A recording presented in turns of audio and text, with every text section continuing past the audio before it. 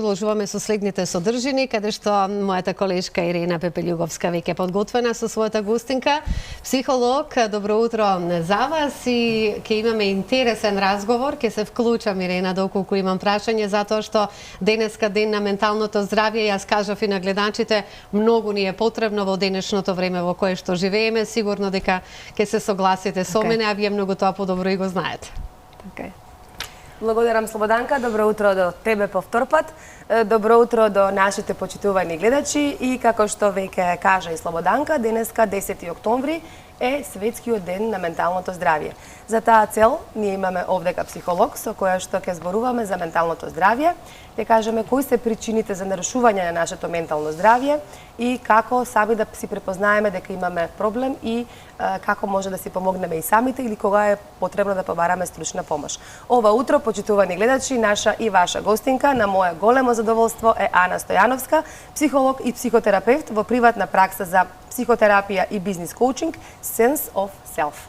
Ана, добро ви утро. Добро утро. Ви благодарам што ја прифативте нашата покана за гостување овде во емисијата. Денеска 10 октомври, Светски ден на менталното здравје. Убава можност да објасниме малку повеќе за менталното здравје. Менталното здравје влие на тоа како ние се чувствуваме, влие на тоа како се доживуваме самите себе си, како се однесуваме кон себе си и кон останатите, кон општеството, кон околината. За почеток да објасниме што е ментално здравје. Благодарам на поканата за разговорот, Ирена. Сосема ставува право. Влие менталното здравје на се што правиме, чувствуваме, како функционираме, како живееме и на целокупниот квалитет на нашиот живот влијае всушност менталното здравје, дури на животниот век, не само нашиот, туку и на секоја наредна генерација која што ја продуцираме. Менталното здравје е многу широк поем и многу е одлично е што го обележуваме овој ден на Светскиот ден на ментално здравје, бидејќи се става акцент малку повеќе на свесноста за менталното здравје, за правата кои што ги имаме врзани за менталното здравје и за се останато кое што е врзано како симптоми, како манифестација всушност од овој аспект. Ментално здравје, како што кажав, е широк поем, се спаја овде. Кога велам се, тоа значи дека кога велиме дека сме ментално здрави, велиме дека сме всушност во некаква добросостојба. Дали е таа психолошка, дали е социјална. Ќе видите во многу дефиниции, ако сте расчитале наоколу, дека физичкото здравје всушност како да не се вметнува во менталното. И зависи од менталното, нели? И така е. И обратно, всушност, нема човек кој што е физички, кој што има некако физички проблем кој што не му влијае всушност на менталното здравје, меѓутоа ете да ги разделиме чисто за да се стави важност и на едното и на другото. Така што таа добросостојба е условена и од тоа како се чувствуваме и како функционираме и што размислуваме и како се однесуваме, како се справуваме со стресот, дали имаме доволно техники да се справиме со стресот и со стресните животни ситуации, колку сме продуктивни на работа, како живееме на работа, бидејќи доста голем дел од нашиот живот го поминуваме на работно место и нормално како влегуваме во релации со другите луѓе. Тие кои што се неразделен аспект од нашиот живот, а тоа е како функционираме и ние во однос на останатите луѓе, како си ги доживуваме. Сето тоа е всушност ментално здравје. Значи голем диапазон на да кажам, голем спектар опфаќа менталното здравје. Сакав да ве прашам сега, постојат различни ментални нарушувања. Да споменеме некој од нив. Тука спаѓа, еве јас колку што знам, депресијата, стресот, анксиозноста и ред други. Еве, вие како психолог да ни објасните што се подразбира под ментално нарушување. Кога веќе нашето ментално здравје не е во оној колосек нормален, да кажам, туку скршнува од нормалното. Така е. Ги спомнавте трите најзачестени во последните години. Всушност, анксиозните растројства и депресивните се тие кои што се најчести од пандемијата навака. Меѓутоа да го расшириме континуумот, затоа што како што кажав, како што е широка дефиницијата на менталното здравје, така и менталните нарушувања или потешкоти всушност се од различен тип. Така што ако го замислиме како еден континуум на која што на едниот крај би имале некоја убава добросостојба на телото и на духот и на умот, каде што да речеме се справуваме со некакви стресови секојдневни и се враќаме пак во равнотежа. На другиот крај од континуумот би биле да речеме тешки емотивни страдања поврзани со овие, да речеме, нарушувања како депресијата, како останатите нарушувања од овој тип, каде што се среќаваме и со обиди за самоубиство, каде што се среќаваме и со насилие, и со различни типови на повредување и самоповредување. Кои луѓе се подложни на ментално нарушување? Подложни Најмногу. Да. Ризикот од ментално нарушување или ментална потешкотија, ќе кажам, баш поради тој широк диапазон на манифестации, апсолутно нема правило како ќе се појави, но сепак, иако ние сме по природа многу резилиентни, многу сме отпорни, си имаме сите ние еден вроден систем кој што нас се грижи да не врати во равнотеже и се грижи да обстоиме и да преживееме, сепак ризикот е поголем кај одредени групи на луѓе кои што живеат во ризични услови, да речеме во насилство, војна, сиромаштија, сепак таму тие остануваат најтешки и најмногу најразорни всушност за менталното здравје. Исто така во било кој дел од животот може да се појави ризик за ментално нарушување, меѓутоа сепак ние сме поранливи. Од дадена ситуација, да кажеме од одредена ситуација, од некој неуспех, можеби од загуба на блиска личност, дали тие се моменти, ситуации кога не носат во нарушување на нашето ментално здравје? Сите тие може да влијаат. Неуспех на работно место, можеби. Така е. Не само тоа, туку и целата условите во кои што живееме, заедницата во која што живееме, некои индивидуални фактори што влијаат, некои се генетски, со некои се раѓаме за жал. Одредени се врзани за семејството во кое што сме израснати, како не раснале, кој не чувал, колку сме биле безбедни во детството, тоа се поранливи години, да речеме, од нашиот живот. Кога сме во некоја развојна фаза, тогаш е многу поважно што преживуваме и како потоа ќе се одрази. Тоа може да биде многу разорно за нашето ментално здравје во подосежните години. Така што сето тоа влие и воопшто ситуацијата во земјата во која што живееме и колку сме безбедни таму, сите се тие важни фактори кои што може да се одразат на нашето ментално здравје. Така што ризикот всушност е врзан за различни фактори, меѓутоа тоа е истовремено и утеха за сите нас, затоа што исто колку што е комплексен поимот на ментално нарушување, односно ментално здравје, исто толку имаме значи и шанси, односно врати да отвориме за да нешто промениме и да превземеме за подобро ментално. Бидејќи сте долги години психолог, ме интересира еве кај нас во Скопје, во Македонија или во Скопје најмногу. Во последно време со какви ментални нарушувања се соочувате вие како психолог? Кои проблеми најмногу ги имаат луѓето? Дали е тоа депресијата, стравот, анксиозноста? Така е. Или можеби нешто друго? Што е сега најзачестено меѓу луѓето? Токму тоа пост-пандемскиот период. Така е. Токму тоа што го кажав и што се одразува и на глобално ниво и тука кај нас исто така присутно. Многу често клиентите се јавуваат со проблеми со анксиозност. Таа е најтешка за носење, најтешка за варење, така да кажам, најтешко се справуваат со тие симптоми и секако и депресијата. Така што тие две се некако најприсутни. Сите останати стравови и јас ги викам наративи врзани за сите овие симптоми се јавуваат пропратно, меѓутоа во суштината на тоа кое што е тешко за носење најчесто се овие две. Особено пандемијата на ние сме еден таков менталитет кога си велиме ајде ништо не ми е ќе помине. Да. Значи не сакаме да си признаеме дека имаме ментален проблем или да не звучи толку тоа лошо, можеби како кажавте вие нарушување, така како ментално нарушување. Дали ние си признаваме дека сме анксиозни, дека сме во депресија и колку бараме помош? Првично најверојатно постигнуваме по блиските луѓе. Бараме помош од пријател, можеби од сопруг, партнер, од сестра, брат. Меѓутоа, кога веќе не може тие да ни помогнат, туку кога е потребно да се јавиме во установа и да побараме, да кажам, еве јас имам проблем, да кажам, еве имам депресија или анксиозност или имам страв, сега ќе се јавам на психолог. Така е. Кога е тој момент веќе потребен? И колку имаме свест ние да одиме кај психолог и да си побараме помош доколку ни е потребна? Да, во право сте, Ирина, првото што го правиме најчесто е зборуваме со блиските и тоа би требало да остане така, затоа што луѓето се првиот круг всушност кој што може да ни помогне да се соочиме со нешто и некој што станува тука и доволно било. Но многу почесто тоа што јас го среќавам е дека ние сурфаме на интернет и си ги бараме симптомите на интернет. На Google обично и си стават така, тоа ми е, сами сме си доктори. Да, си ја бараме дијагнозата. И сосема е човечки, затоа што кога ќе си ја најдеме дијагнозата, многу сака нашиот систем дијагноза, нашиот нервен систем, затоа што ако има дијагноза, односно ако има назив за тоа што ми е, има шанси да има и лек. Така што има некоја утешна всушност, утешно некое влијание и тоа пребарување на интернет сосема го разбирам.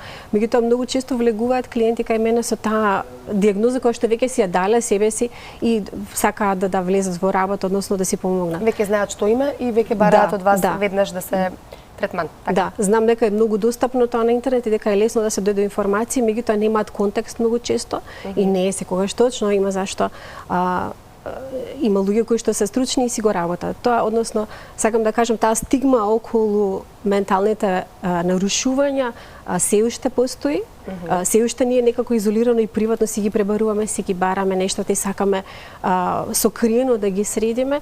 Ама стигмата не следи нас, работниците кои што работиме со ментално здравје, околу тоа што работиме всушност ние, како помагаме, колку зборуваме за сето тоа и дали можеме да пружиме помош. Така што имаме доста работа тука, ако ме прашате. Да се вклучам во вашиот разговор. Многу ме интересира разговорот, го слушам многу внимателно, затоа што, како што кажав, навистина едно време, специфично во кое што обстојуваме, ме интересира дали вие, кажавте, долги години веќе сте во оваа професија, дали бројката се зголемува на анксиозни и депресивни тука кај нас и што кажува последната статистика, ме интересира и дали младите се повеќе се соочуваат со анксиозноста. Да.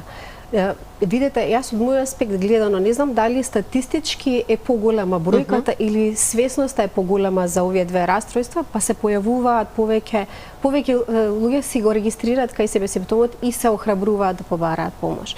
Седно дали едното и другото, меѓутоа ако расте свесноста за анксиозните расстройства и за депресијата, шансите ни се поголеми да едуцираме поголем дел особено од младите, како што рековте, затоа што кај нив всушност излегува дека најмногу поддршка е потребна. Кај себе регистрираат многу, читаат на интернет, знаат дека е тој симптом така наречен и дека е врзан можеби за други нешта и сакаат да си помогнат. Кај нив е полесно уствари исчекорувањето кон помошта. Дали може лесно да се надмине, еве да малку утеха за оние кои можеби во моментов не слушаат, а се соочуваат со анксиозност? Тоа е умилено прашање кај сите. Дали ќе ми помине? Така, да. Знам, затоа и прашувам. Утешната информација е дека всушност сите кои што си работеле на тоа и кои што добиле поддршка и помош, осетиле подобрување, апсолутно. Дали е во начинот на кој што се носат со целата ситуација, со симптомите, дали е во начинот на кој што се манифестира, дали трае пократко или помал интензитет или воопшто го снимува, апсолутно сите осетиле подобрување. Но е нешто во кое што си работат и на кое што се посветуваат, односно во кое што се трудат да бидат да си остат. Имаме Слободанка доволно, мислам дека време. Би сакала, ако може, Ана, зборувавме за ментално здравје, ама некако ни се начна анксиозноста и депресијата, така не донесе разговорот. Може ли да ги наброиме симптомите кои се на анксиозност и депресија? Да. Врзано за тоа како ги доживуваме ние ситуациите во животот. Значи, без разлика дали ни се тие кризни некакви ситуации, дали е нешто што се случува во околината околу нас, дали е глобално во заедницата или во некоја наша микро средина, нашиот нервен систем ќе одговори на различен начин. Анксиозноста е еден од симптомите кои што се покажува кога ние почнуваме веќе да се загрижуваме на повисок степен околу тоа како ќе се справиме со нештата. Значи, таа алармираност низ телото, ни се забрзуваат физиолошките процеси од типот на побрзо ни чука срцето, побрзо се задишуваме повеќе. Тоа ги предизвикува еден куп различни емоции во телото да се раздвижат. Тука се некои стравови, некои чувства на лутина или можеби грижа, некаква константна загриженост да не се случи нешто лошо. Така што анксиозноста, кога ја чувствуваат луѓето, како да имаат некоја генерално чувство на нешто лошо ќе ми се случи, или на мене, или на некој околу мене. Како да треба да се постојано спремни, на штрек, да не се доближи тоа нешто лошо, што и да е, да не се доближи, да не им се случи. Иако, ако е нешто конкретно, тогаш е веќе страв. Кога е нешто конкретно не плаши, тогаш веќе и го именуваме како страв. Анксиозност нешто не плаши, а не знаеме што. Да, така, најчесто е нешто така, сме во некое исчекување, а не знаеме од што се плашиме, така. Да. А депресијата? Депресијата е всушност некоја комбинација од сите тие работи. Можно е да има и анксиозни симптоми и во депресијата. Не значи дека е тоа само некое преовладувачко чувство на тага, како што многу често го објаснуваме како појава. Така што е комплексна појава и е комплексно нарушување. Ама најчесто е повлекување во себе. Така? Најчесто е повлекување и некоја неможност да се справиме всушност и некој чувство дека нема како да ни се помогне всушност на целата ситуација. На безизлезност, така некој чувство на безпомошност, безизлезност и најчесто тогаш депресивните луѓе се повлекуваат во себе, се затвораат во соба, така не сакаат да излегуваат, не сакаат, не примаат изолација е многу често карактеристика за депресивноста. Така е. Убаво си направивме споредба меѓу анксиозност, депресија, еве и стравови. Еве сосема за крај, колку во Македонија имаме пристап до здравствена заштита? Колку имаме институции кои што им помагаат на сите оние луѓе кои што имаат проблеми со менталното здравје? Да. Во Македонија имаме институции, имаме систем кој што би рекла е поставен за да помогне на сите овие категории, независно каде во континуумот на нарушување се наоѓаме, но не е далеко од доволно. Далеко од доволно на глобално ниво, а камоли локално. Како што кажав, изложеноста на социјални медиуми, дигитализацијата на апсолутно секој аспект од нашиот живот, колку ни донесе добро, толку и не разори во многу нешта всушност од животот. Невработеност, политичка ситуација, социјекономска ситуација, сите тие нешта всушност некако влијаат во тоа колку ние се чувствуваме безбедни и како ние ќе се справиме со сите нешта околу нас. Така да и како е потребно многу повеќе работа на повеќе различни аспекти, како што кажав дека е комплексен поемот, што значи дека може да се воведат промени и во здравството, и во однос на образованието на различни сегменти на населението. Например, родителите. Родителите се секогаш во потреба од некаква поддршка околу родителствувањето, околу тоа како да се грижат за децата, околу тоа колку е важен раниот развој на нивните деца и како ќе се манифестира тоа низ годините понатаму. Или адолесцентите. Адолесценцијата е многу широк период од животот. И тие читаат многу и се едуцираат на интернет, меѓутоа сепак зачудувачки малку знаат за себе и за своето тело. А мисла дека знаат се. Така? Да. Пошто тие се тоа се тие години. Да, како што кажав, фали контекст малку таму да им се спуштат некако да се поврзат малце тие нешта кои што ги читаат и личното искуство во телото и во психата. И уште едно прашање за крај, кога да побараме помош? Помош побарете на било која точка. Значи, секогаш кога мислиме дека обично бараме од матичниот лекар помош, ако не се блиските, тоа и преска пропушти да го кажам, бараме од матичниот лекар помош, така што консултација за тоа како се чувствуваме и дали е се уште во рамките на издржливото за нас или подносливото, можеме да направиме во било кое време. Така што, зависно од тоа што и како ни се случува, понатака стручното лице би не водело дали е потребно или не е потребно повеќе да се работи или да се обратиме на друга институција или да се добие и медицинска поддршка во целата работа. Значи сепак треба да се побара помош. Не можеме сами да излеземе од овие ситуации за кои што зборувавме, ако сме анксиозни, депресивни, ако имаме страв, па и панични напади, и тоа е една широка тема, можеби тема за следен наш разговор. Тука некаде ќе го заокружиме разговорот. Јас се надевам дека бевме јасни до гледачите, разговаравме со речник да може да не разберат буквално сите. Еве, дадовме и ние свој придонес во денешниот ден, во одбележувањето на 10 октомври, денот на менталното здравје.